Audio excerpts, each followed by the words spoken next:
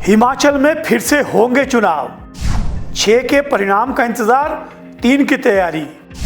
Exit poll पर बवाल के बाद आया नया मोड़। चुनाव आयोग ने दिया सभी आरोपों का जवाब। नमस्कार, आपका स्वागत है। आप देख रहे हैं समाचार फास्ट टू द पॉइंट और मैं हूं पंकज पंडित। हिमाचल प्रदेश में कल पूरे देश के साथ मतगणना होगी। आपने जिसके पक्ष में वोट दिए हैं उसका परिणाम क्या होगा, ये जानने की उत्सुकता सभी राजनीतिक दलों के साथ साथ आपको और हमें भी है। हिमाचल प्रदेश में कल डबल बोनस है। पूरे देश में जहां लोकसभा में उनके जो लोकसभा का प्रतिनिधित्व करेंगे वो उम्मीदवार मिलेंगे, वहीं प्रदेश को 4 लोकसभा सदस्य के साथ साथ 6 नए विधायक भी मिलेंगे। लेकिन उसी के साथ हिमाचल प्रदेश को एक बार फिर से जो है चुनावों का सामना करना पड़ेगा। अभी 1 के नतीजे का हम इंतजार करने जा रहे हैं। 3 और विधानसभा के उपचुनाव होना तय हो गए हैं, क्योंकि आज 3 और विधायक का इस्तीफा स्वीकार करके वो पूरब हो गए हैं। और आखिर में ये जो पूरा का पूरा एग्जिट पोल आया, एग्जिट पोल के बाद आरोप प्रत्यारोप का दौर चला है। वहीं जहां इंडिया गठबंधन इस एग्जिट पोल को मैनेज्ड एग्जिट पोल, मोदी का एग्जिट पोल बता रहा है, वहीं दूसरी तरफ चुनाव आयोग पर भी धीरे धीरे ये आरोप लग रहे हैं कि मतगणना सहित अन्य जगह हेराफेरी होने की संभावना है। इस सब को देखते हुए आज चुनाव आयोग भी मैदान पे आया और उन्होंने जितने भी सवाल उसके खिलाफ उठाए जा रहे थे उसका जवाब दिया। आइए सिलसिलेवार बारी बारी बात करते हैं। सबसे पहले बात करते हैं कि हिमाचल प्रदेश में अब 3 और सीटों पे उपचुनाव तय हो गया है। काफी दिनों की जद्दोजहद के बाद आखिर आज 3 और विधायक जो है वो पूरा विधायक हो गए, क्योंकि इन तीनों ने अपना इस्तीफा दिया था और ये भाजपा में शामिल हो गए थे। जो बगावत हुई थी उसमें कुल 9 विधायक थे, जिसमें 6 विधायक जो थे उन्हें अयोग्य घोषित करके विधानसभा से डिस्क्वालीफाई कर दिया गया था। जबकि इन 3 विधायकों ने खुद जाकर के स्पीकर के पास अपना इस्तीफा दिया था, लेकिन उनका इस्तीफा रोक करके स्पीकर ने अपने स्तर पर जांच करने का निर्णय लिया था। काफ़ी लंबी जद्दोजहद चली। ये जो निर्दलीय विधायक है, इनकी मांग थी कि इनके उपचुनाव भी, ये जो 6 सीटों के उपचुनाव हो रहे हैं इसके साथ हो, लेकिन मामला लटका। मामला हाई कोर्ट में भी गया। हाई कोर्ट में अभी भी ये मामला लंबित है। लेकिन दूसरी तरफ इस पर स्पीकर ने आज फैसला लेते हुए इनके इस्तीफे को मंजूर कर लिया है। आइए सबसे पहले आपको सुनाते हैं इस संबंध में क्या कह रहे हैं विधानसभा अध्यक्ष कुलदीप पठानिया ने 22 मार्च को विधानसभा की सदस्यता से जो है वो रिजाइन किया और वो रेजिग्नेशन जो था 22 को हुआ। 23 को इन्होंने जो है भारतीय जनता पार्टी को ज्वाइन कर लिया और इसकी इंक्वायरी थी। बीच में चुनाव था। सभी और पार्टीज जो हैं, जिसमें एक हमारे पास एक पिटीशन भी आई जग सिंह नेगी जी की तरफ से एंटी डिफेक्शन लॉ में, उन सब की इंक्वायरी करने के बाद जो 3 माननीय सदस्यों ने जो अपने रेजिग्नेशंस दिए थे उनको मैंने एक्सेप्ट कर लिया है और वो तीनों अब जो हैं इस माननीय सदन के सदस्य नहीं रहे। They ceases to be a member of the 14th state assembly from today onwards. तो वो नोटिफाई हो जाएगा अभी और गजट में भी चला जाएगा। तो ये ऑर्डर मैंने अनाउंस कर दिया। तो ये थे कुलदीप पठानिया, जिन्होंने बताया कि इन तीनों के इस्तीफे को स्वीकार कर लिया गया है और अब जो है ये पूरा विधायक है जिसकी नोटिफिकेशन हो चुकी है। यानी अब 6 माह के भीतर 3 और विधायकों को उपचुनाव का सामना करना पड़ेगा। मैं बात कर रहा हूं देरा के होशियार सिंह जी की, नालागढ़ से KL ठाकुर की और उसके साथ हमीरपुर सीट पे भी जो है वो उपचुनाव अब तय है। इन 3 सीटों में 6 माह के भीतर उपचुनाव होगा। लेकिन उससे पहले आइए सुना देते हैं इस संबंध में नालागढ़ के अब पूर्व विधायक KL ठाकुर क्या कह रहे हैं। All is well that ends well, वो वाली कहावत है। हमारा जो रेजिग्नेशन देने का ये था जो 22/3 को हम टेंडर किया था। उसका मकसद ये था कि लोकसभा के साथ साथ विधानसभा का इलेक्शन भी हो जाए, उपचुनाव। जैसे कि 6 जो कांग्रेस से गए थे भाजपा में, उनका हुआ साथ साथ, वैसे भी हमारा भी वही पर्पस था, ताकि सरकार का पैसा बचे, लोगों को जो हमारे प्रबुद्ध मतदाता है नालागढ़ के, हमीरपुर कंस्टिट्यूंसी के, नालागढ़ कंस्टिट्यूंसी के और देहरा कंस्टिट्यूंसी के, उनको बार बार परेशानी ना हो। बार बार जो इलेक्शन का एक फेज चलता है उसमें 25-30 दिन बड़े परेशान होते हैं, वोटर्स भी, लोग कन्वेंसिंग के लिए जाते हैं, उनको भी परेशान करते हैं, वो ना हो। सरकार का खर्चा तो मैंने बता ही दिया, सरकार का खर्चा होता है। देन जो इलेक्शन ड्यूटी में एम्प्लॉय तैनात होते हैं, उसमें से मेजॉरिटी जो होती है वो हमारे शिक्षक भाई होते हैं, उससे बच्चों की पढ़ाई पे भी एडवर्स इफेक्ट पड़ता है, वो सब ना हो। और आदर्श चुनाव संहिता मॉडल कोड ऑफ कंडक्ट लगता है, जिसमें लगभग 1-1.5 महीना पूरा जिला में जो विकास कार्य रुक जाते हैं। जैसे अब इलेक्शन होगा, बाई इलेक्शन जो होगा 3 सीटों का, नालागढ़ विधानसभा की वजह से सोलन जिला में मॉडल कोड ऑफ कंडक्ट लगेगा पूरे में। हमीरपुर कंस्टिट्यूंसी के पूरे हमीरपुर जिला में लगेगा और देहरा कंस्टिट्यूंसी के पूरा कांगड़ा जिला में लगेगा। 3 जिले में मॉडल कोड ऑफ कंडक्ट लगने से विकास कार्य भी प्रभावित होते हैं, लंबित होते हैं। तो ये तो थे आने वाले चुनाव। अब बात करते हैं जो वर्तमान में चुनाव हुए हैं। जो चुनाव हुए हैं उनके लिए कल से 8 बजे से सुबह मतगणना प्रक्रिया शुरू होगी। इसके लिए पूरे देश सहित पूरे प्रदेश में तैयारियां कर ली है।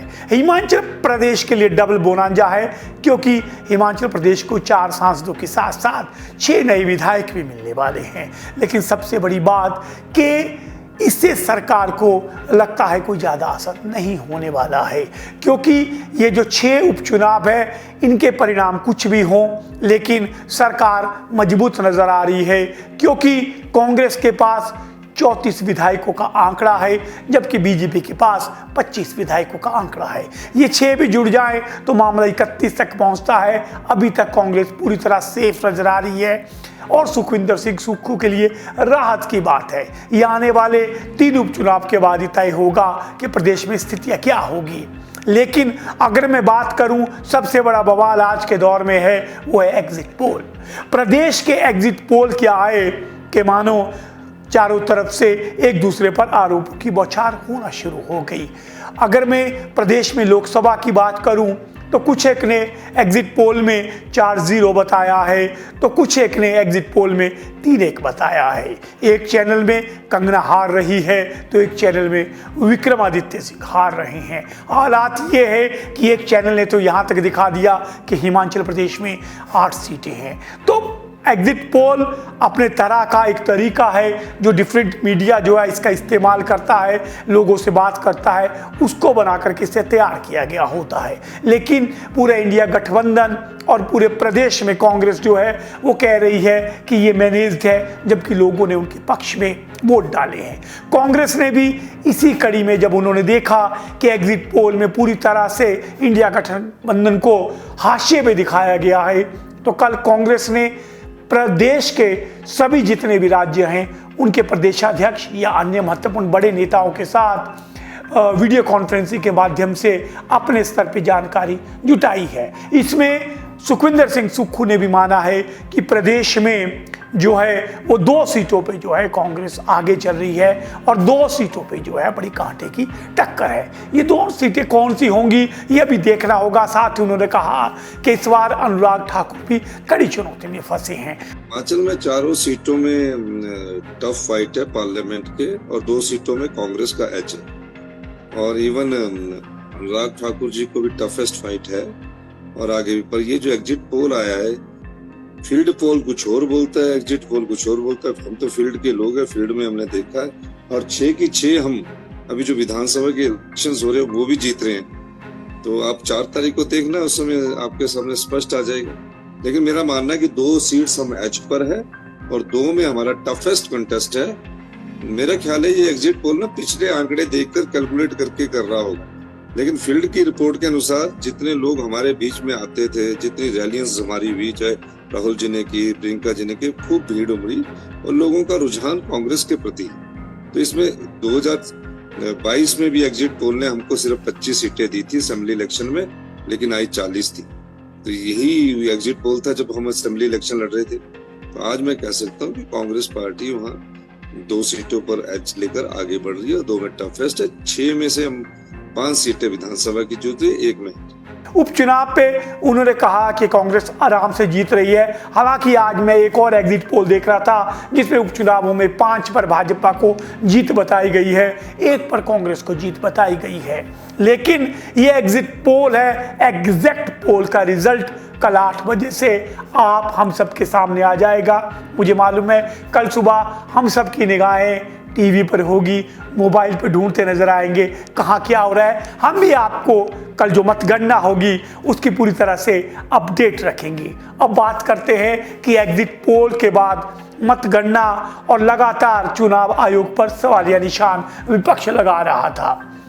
विपक्ष का आरोप था कि चुनावों में जो है वो ईवीएम मैनेज की जाती है। प्रतिभा सिंह जो प्रदेशाध्यक्ष है उन्होंने भी बहुत बड़ा बयान दिया था कि यदि ईवीएम से छेड़छाड़ नहीं हुई तो कांग्रेस जीतेगी।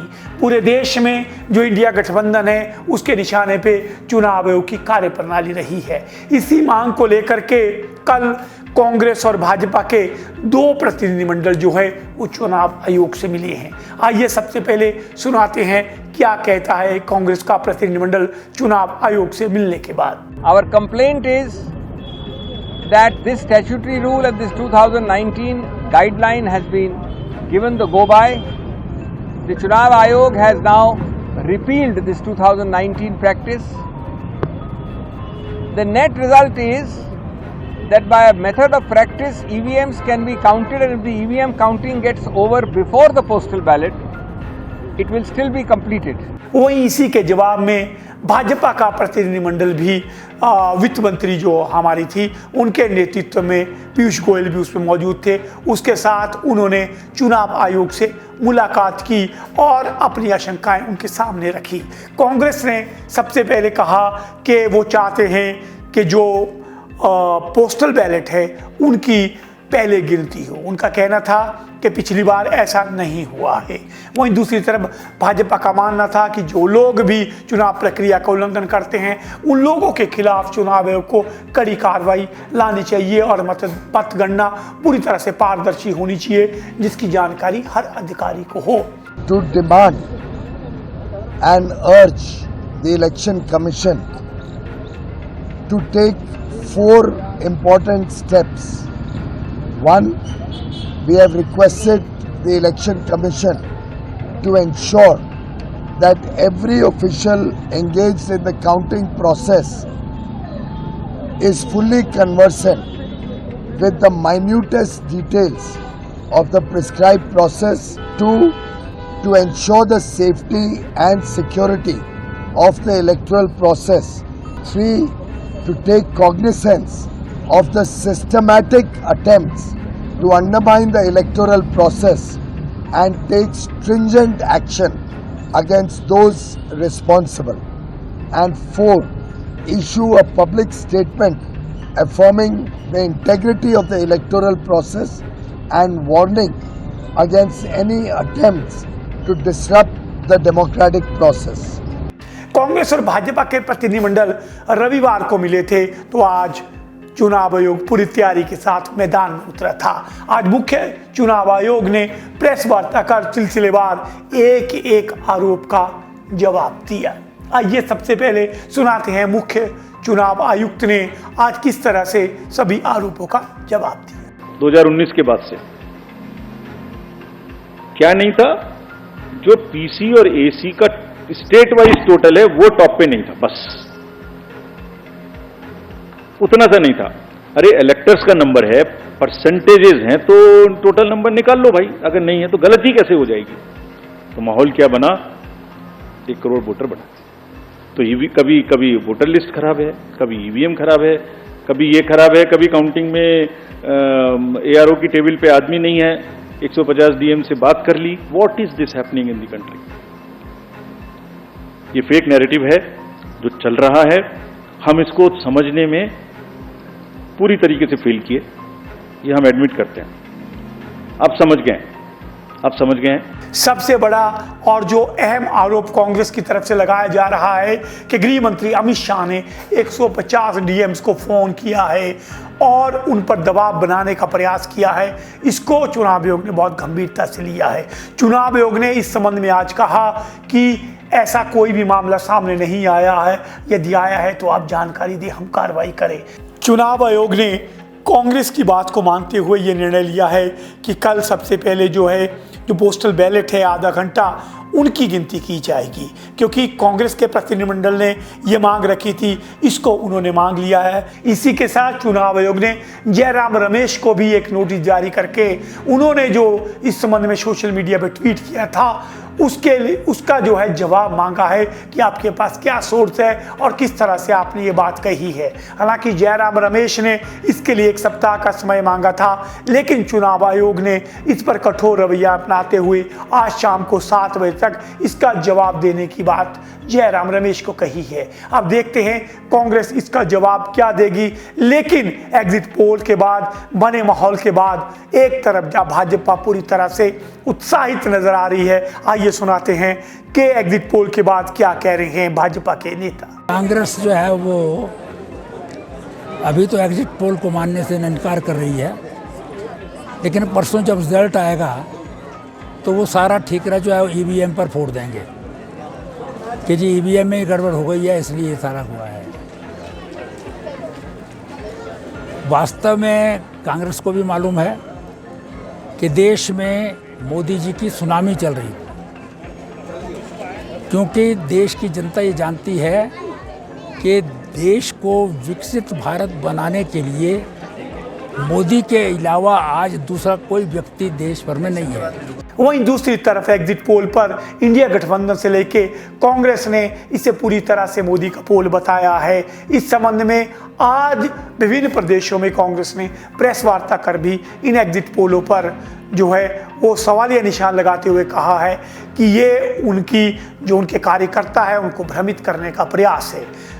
इंडिया गठबंधन और कांग्रेस ने अपने सभी ही जितने भी कार्यकर्ता हैं जिनके उनके बूथ लेवल के एजेंट हैं उन सबको कहा है कि वे लोग पूरे ध्यान रखें, पैनी नज़र बनाएं मतगणना पर और एक एक चीज़ का बारीकी से अध्ययन करें, क्योंकि भाजपा इस तरह का माहौल बना करके ऐसा प्रयास करने की कोशिश कर रही है जिससे उन्हें मतगणना में कोई ना कोई हेराफेरी करने का मौका मिले। ये हैं आरोप प्रत्यारोप। तो आइए अब देखते हैं कि कल क्या होता है। कल मेरी कांग्रेस भाजपा सभी को शुभकामनाएं हैं, जीते कोई भी, लेकिन सबसे बड़ी जीत आपकी हो रही है, लोकतंत्र की हो रही है, क्योंकि प्रदेश में जो जिस तरह से वोटिंग हुई है, हालांकि पिछली बार से थोड़ी सी कम रही है वोटिंग, लेकिन उसके बावजूद इतनी भारी गर्मी में लोग निकले, कतारों पे लगे और आपने इस लोकतंत्र को मजबूत बनाने में अपनी अहम भूमिका निभाई है। सबसे बड़ी बात कि लाहौल स्पीति जैसे क्षेत्र में भी 75% से अधिक वोटिंग संकेत देती है कि हमारे देश का मतदाता जागरूक है अपने अधिकारों के प्रति और अपने कर्तव्यों के प्रति। तो कल का इंतजार कीजिए।